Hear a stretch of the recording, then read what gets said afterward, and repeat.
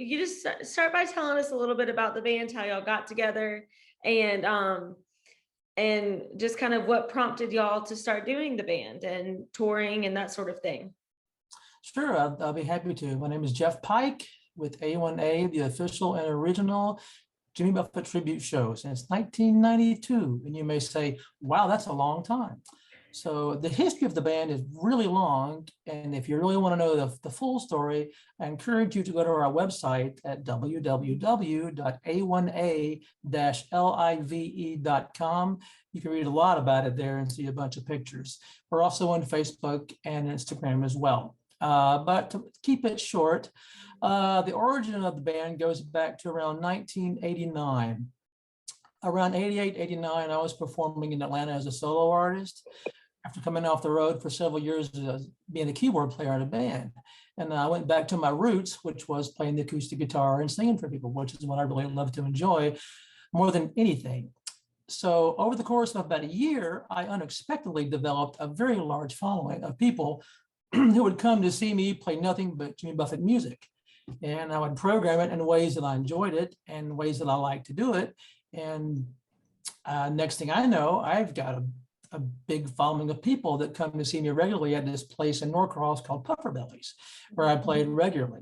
So one summer night, a friend of mine found this ad in a newspaper, the Atlanta Journal-Constitution, or Creative Loafing, I believe, by a gentleman named Scott Nickerson. And Scott was moving up from Flagler, Florida, and he was new in the area, and he was looking to start a Parrothead group, which would exist of people who were community-oriented, charity-oriented, and like to give back to the community, local work like that, and also like to get together, meet new friends in the spirit of the music of Jimmy Buffett and that kind of lifestyle.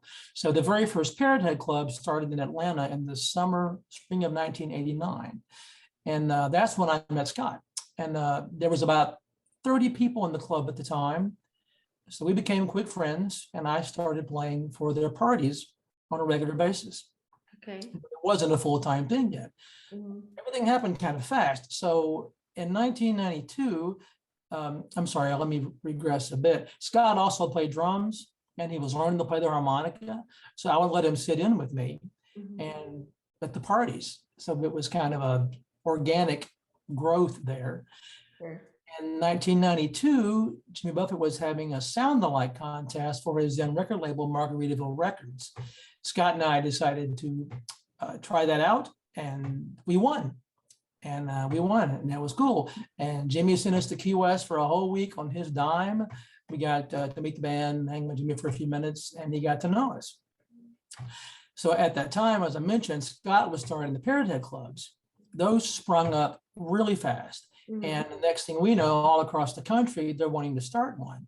And at that time, it was just me playing, and Scott was my friend. And it was like Jeff Pike and his friend Scott would play these parties. But it was getting so big, so quick that we were at a meeting one day at Aunt Charlie's downtown in Buckhead, which is no longer there, like all of Buckhead.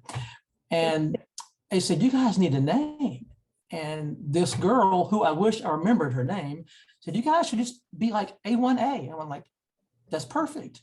It's Jimmy's fourth album. And it was a highway that led down to Key West, where Jimmy found his initial big fame. So we became A1A. And it was just me and Scott as a duo.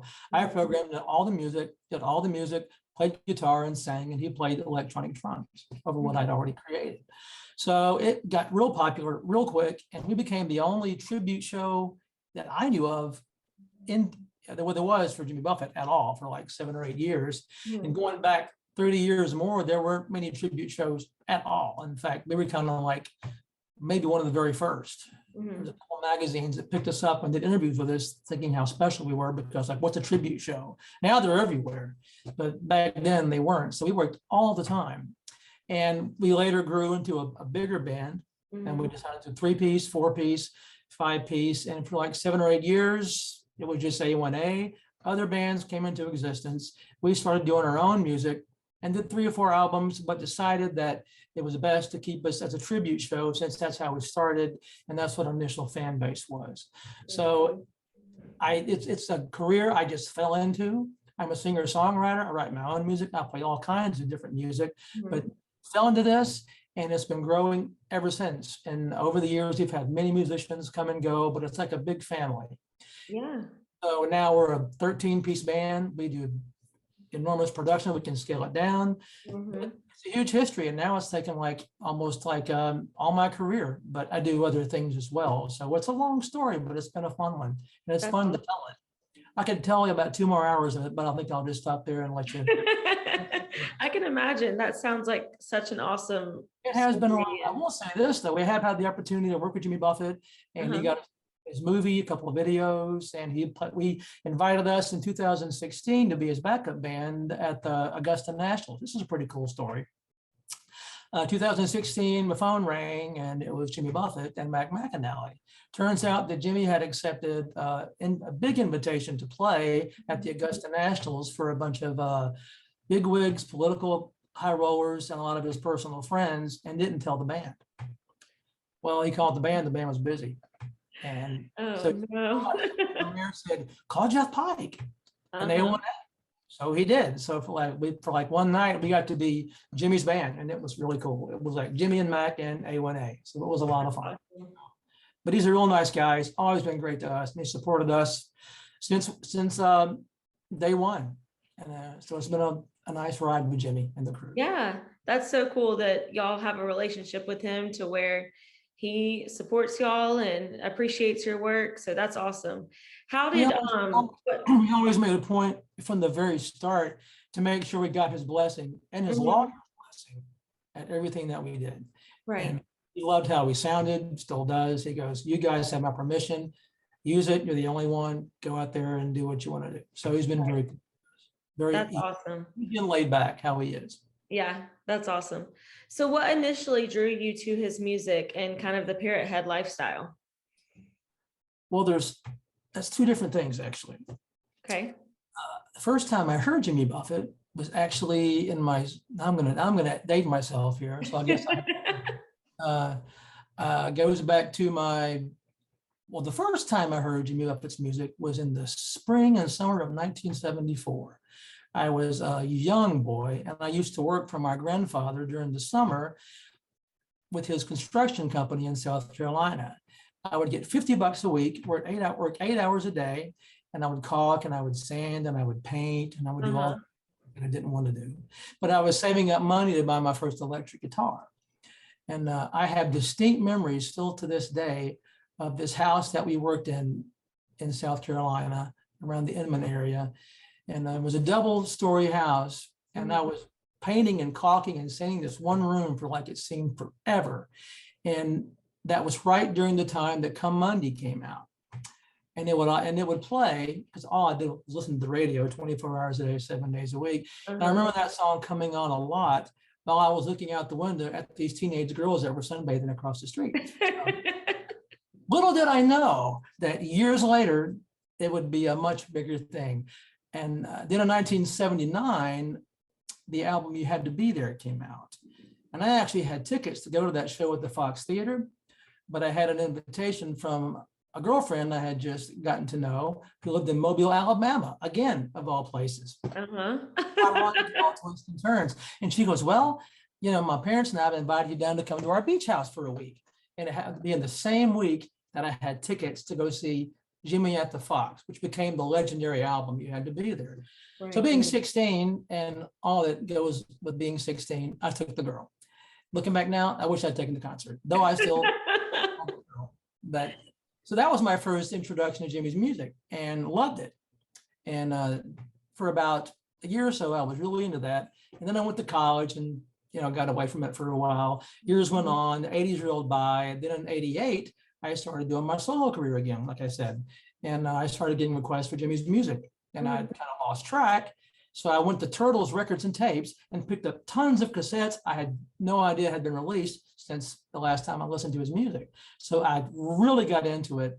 Huge. Man, there's a treasure trove of great songs here. So I would learn the requests and learn the hits, but I would also learn songs that just meant a lot to me and I loved. And that's how I got a real big Parrothead fan base. And at the time, there was no such thing as a Parrothead club until Scott came along. Of course, now we started all that and it's just gargantuan. Yeah, Absolutely. Lifestyle now. So that's a short story. Cool. Cool. So talk about what the Parrothead lifestyle means to you and what it is for people that have never heard of it before. Well, I will say that a lot of parrot heads and a lot of the parrot head lifestyle does get a bad rap from a lot of people. And I can understand that to a point, because a lot of people say, Jimmy Buffett, parrot heads, all they do is drink and eat cheeseburgers and play around the pool and sing these songs that we hate.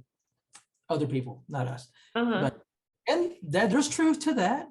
But the main core of the Parrothead Club and the Parrothead lifestyle has always been, since the get-go, since when Scott started it, wrote the bylaws, and really took our time forming the first club. It's all about giving back to your community, giving back to charities, and doing good for people who are less fortunate than you are. And we have raised millions and millions of dollars in the past 30 years. I mean, millions of dollars for charities. Cancer research, breast cancer research, Alzheimer's. There's charities all across the country. In fact, to actually start a club, you have to have a charity that you give back to. Sure. Mention every year, wherever we play, most of the money goes to a charity. It's basically based on giving back around the music of Jimmy Buffett and that lifestyle, which does involve cheeseburgers and margaritas and beer, and not as much as it should, but it's a great group of people. And I look back now, there was 30 of us when we started, and now we're hundreds of thousands strong. Right. And once in a while, Scott and I will still get back together for an odd show here and there. We'll go to these places, and it's going like,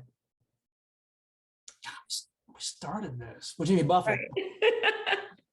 It's almost tearful. It's come so far that Jimmy Buffett even recognizes us and everything. So it's, when people ask, don't take this the wrong way, but when people ask, say, how did it all start in a nutshell? I say, well, Jimmy Buffett was God, Atlanta was the Garden of Eden, and Scott and I were Adam and Eve. There you go. That kind of makes it all kind of just blossom from there. But Parrothead clubs are everywhere and of all ages. So it's a fun group. We get together, they have happy hours, they do walks. It's always about giving back, but it's always a lot of fun to it. And there's trop rock music galore. So it's a lot about the music. And of course, since we came along, so many trop rock artists have come along to do their own music. And we kind of started that too back in the early 90s, us and a group called Saint Somewhere. So to watch the trop rock genre grow as it has been outstanding. And to know that the Parrothead clubs are still out there working, making money, raising money, and Jimmy's still behind it, and he's still alive to help. So it's a wonderful experience. Absolutely. So what is your favorite song to perform? Depends on my mood. But like I said, I love all of Jimmy Buffett's music. Most people, God, I can't stand Jimmy Buffett. I hate his music. And I said, what do you know? That damn cheeseburger song, Margaritaville. And I said, you know what? He's got 35 albums out. And I've done this. I said, let me do you a favor. Let me make you a CD or a cassette tape back in the day of all these songs that I like, and let me know what you think. And these are not hits. You've never heard them. Listen to it. I'll buy you some beer. Get back to me. And almost everyone goes, I had no idea. These songs are incredible. Like, wow, how come these never played on the radio? It's like, just because they're not.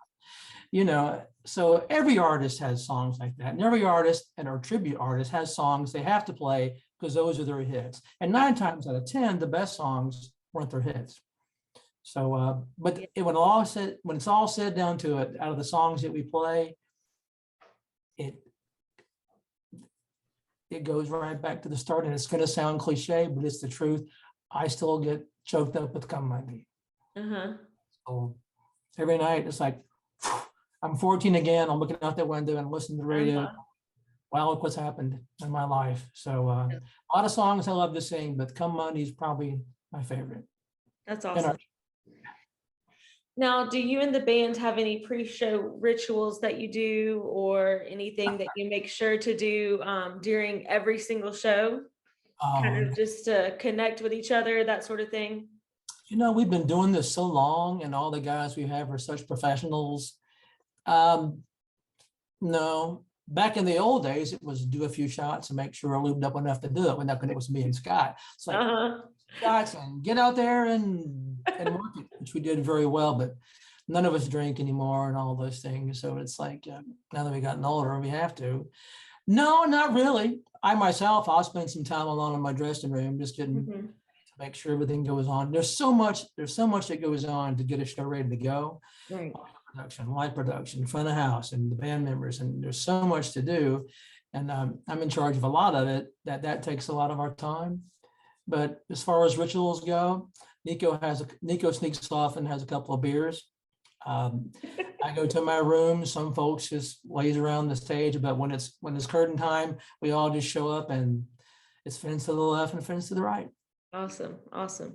So tell us what you're most excited about coming back to Eatonton and what people can look forward to during the show. Coming back to Eatonton.